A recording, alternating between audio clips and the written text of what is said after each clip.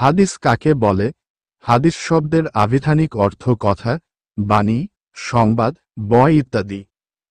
পারিভাষিক ও প্রচলিত অর্থে নবী করিম সাল্লাল্লাহু আলাইহি ওয়াসাল্লাম এর কথা, কাজ, সমর্থন, আচরণ এমনকি তার দৈহিক ও মানসিক কাঠামো সংক্রান্ত বিবরণকেও হাদিস বলে। সাহাবায়ে কিরামের কথা, কাজ ও সমর্থনকেও হাদিস বলা হয়। অবশ্য পরে উসুলে হাদিসে তাদের কথা, কাজ ও সমর্থনের নাম দেয়া হয়েছে আসার, এবং হাদিসে মৌকুফ এবং তাবেঈগণের কথা, কাজ ও সমর্থনের নাম দেয়া হয়েছে ফতোয়া।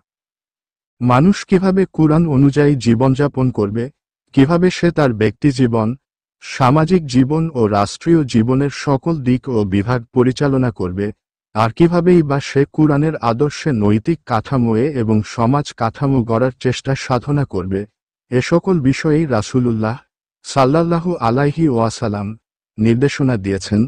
তিনি তার জীবদ্দশায় এসব বিষয়ে কর্মনীতি, কর্মপন্থা অবলম্বন করে দেখিয়েছেন, শিখিয়েছেন, জানিয়েছেন এবং বাস্তবে প্রশিক্ষণ দিয়েছেন। এ প্রসঙ্গে হাদিস শরীফে বর্ণিত হয়েছে, জেনে রাখো, আমাকে আল কুরআন দেয়া হয়েছে আর সেই সাথে দেয়া হয়েছে অনুরূপ আরেকটি জিনিস। আবু দাউদ ও ইবনে মাজাহ।